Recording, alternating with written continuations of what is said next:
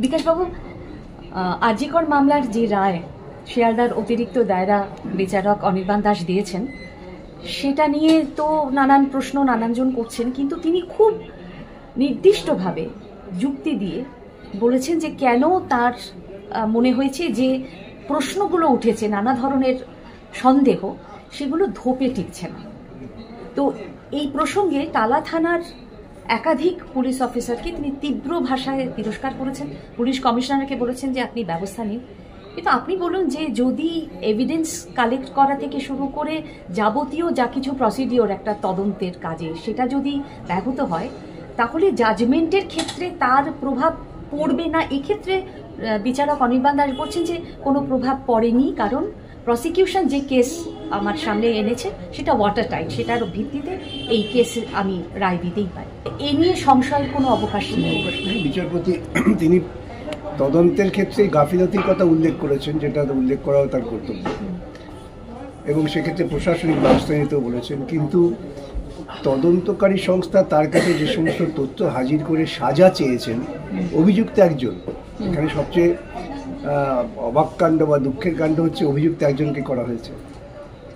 তদন্তকারী সংস্থা তো অনেককে অভিযুক্ত করেননি, শুধু একজনই যদি অভিযুক্ত হন তাহলে একজন ক্লাসের ছাত্র সেই ফার্স্ট বয় হবে বা লাস্ট বয় হবে, ওতে হয় তার সাজা হবে, এছাড়া অন্য কাউকে সাজা দেওয়ার সুযোগ নেই। কিন্তু এই যে পরিষ্কার বলছেন যে গণধর্ষণের কথা যে বলা হচ্ছিল, সেরকম কোনো এভিডেন্স? গণধর্ষণ তো নয়, গণধর্ষণ তো সাধারণভাবে সাধারণ বোধ বুদ্ধি সম্পন্ন লোক প্রথম থেকে বলে গণধর্ষণের ব্যাপার এটা নয়। যেটা আশঙ্কা হচ্ছে সেটা হচ্ছে এই খুনের পেছনে একটা বড় ষড়যন্ত্র আছে। প্রথম দিন থেকে যে আশঙ্কা আমরা ব্যক্ত করেছি, এই ষড়যন্ত্রটা তো উন্মোচন করবে তদন্তকারী সংস্থা, এটা তো বিচারকের কাজ না। ঠিকই, এবং ওখানে তিনি বলছেন যে উইটনেস, প্রসিকিউশন উইটনেস 50, মানে তিনি হচ্ছেন সীমা পাহুজা, সিবিআই এর officer, did not make any further specific investigation.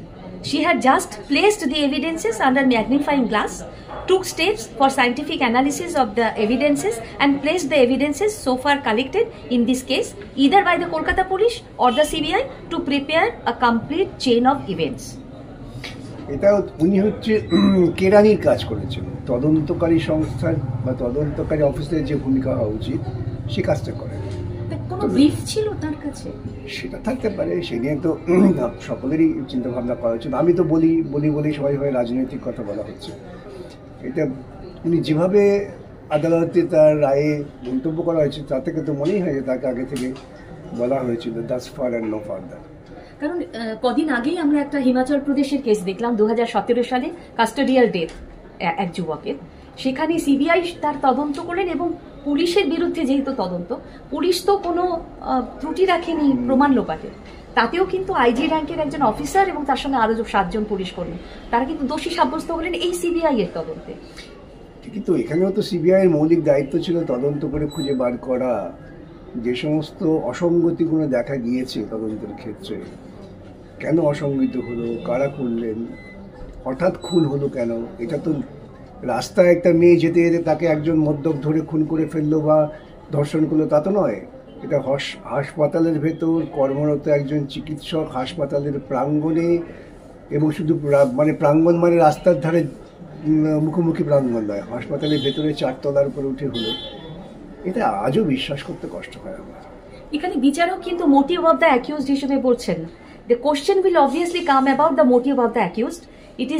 It is fact that there was no link between the victim and the accused, এবং বলছেন এটা প্রি প্ল্যান্ড ছিল না। বটেই তো, আমার সেই জন্য বারবার বলছি এটা একটা অত্যন্ত সুচতুর ষড়যন্ত্র। তার পরিণতিতে মেয়েটি এই দুর্ভাগ্য বা এই যন্ত্রণা ভোগ করতে হয়েছে। আমাদের দুর্ভাগ্য যে আমাদের তদন্তকারী সংস্থার দায়িত্ব নিয়ে এটা তদন্ত করলেন না।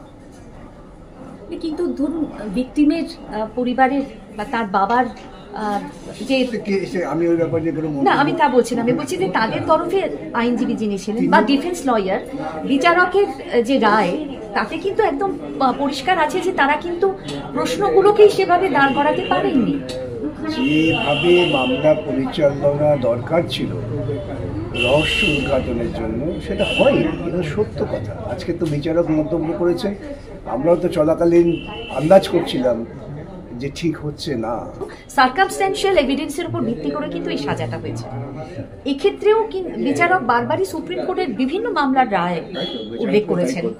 তো সার্কামস্ট্যান্সিয়াল এভিডেন্সের উপর ভিত্তি করে যে রায়, তাতে মৃত্যুদণ্ডের জায়গাটা নেই, এটা তো দেখুন, আমি প্রথম দিন থেকে বলেছি, বিচারপতি যে রায় দিয়েছেন, যে সাজা দিয়েছেন, অত্যন্ত যুক্তিসঙ্গত সাজা। আমি চাইলেই আমার ইচ্ছে মতো সাজা হবে তা তো নয়। তদন্তই যদি আমরা ঠিক মতো না করি, তাহলে বিচারপতি আর সাজা দেবে কোত্থেকে? বিচারপতিকে সাজা দিতে গেলে পরে যথেষ্ট মাল মশলা দিতে হয়, সেই মাল মশলা ছিল না।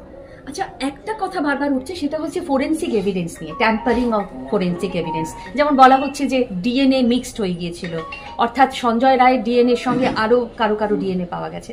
কিন্তু এখানেও কিন্তু বিচারক পরিষ্কার বলছেন যে 100% ডিএনএ যেটা পাওয়া গেছে সেটা কিন্তু সঞ্জয় রায়।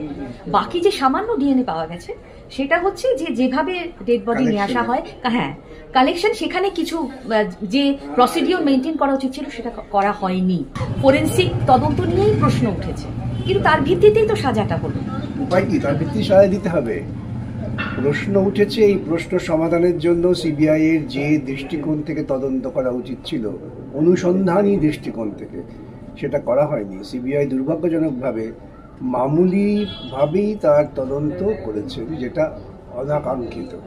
এটা কি সিবিআই এর অদক্ষতা বলবেন আপনি? আমি তো প্রথম দিন থেকে বলি, তারা তাদের যোগ্যতা পালনে ব্যর্থ হয়েছে। ব্যর্থ হলেন নাকি তারা? সেটা তো আপনারা বলুন। আমি তো বলি সবসময় যে এটা একটু বিশ্বাস করতে কষ্ট হয়। সিবিআই এই মামলায় যে ভূমিকা নিলেন শেষ পর্যন্ত, তাতে মনেই তো হয় যে এর পেছনে কোনো একটা অভিসন্ধি আছে। তাহলে হঠাৎ সিবিআই এই রায়ের বিরুদ্ধে হাইকোর্টে আসবেন কেন? হ্যাঁ, মৃত্যুদণ্ড চেয়ে। এটা থেকে তার রাজ্য সরকার আগেই গেল। রাজ্য সরকারের তো কোনো অধিকার নেই। রাজ্য সরকারের অধিকার নেই। এখন রাজ্য সরকারের দাবিটাকে শিলমোহর দেওয়ার জন্য সিবিআই একটা আপিল করলেন, এবং একই দিনে এটা সম্পূর্ণভাবে রাজনৈতিক প্রাণিত সিদ্ধান্ত। কেন্দ্রের এবং রাজ্যের মধ্যে বোঝাপড়া, এটা কি আরো একটু পোক্ত হলো এই সিবিআই এর চলে যাওয়া? মানুষ সাধারণভাবে বিচার করলে বুঝতে পারবেন যে তাই পোক্ত হলো। আইনত রাজ্য সরকারের কোনো অধিকার নেই, কারণ এখানে রাজ্য সরকার, তারা প্রসিকিউটর নন। যারা প্রসিকিউট করেছেন তারা, যিনি নির্যাতিত হয়েছেন তারা, এবং যে সাজাপ্রাপ্ত, এই তিনজনেরই আবেদন করার আইনগত অধিকার আছে। এখন রাজ্য সরকারের আবেদন ব্যর্থ হবে এটা বুঝেই সিবিআই তার সেকেন্ড লাইন অফ ডিফেন্স তৈরি করলেন। সেটা কি ন্যায়ের স্বার্থে না অন্য কোনো উদ্দেশ্য নেই, সেটা মানুষকে বিচার করতে হবে।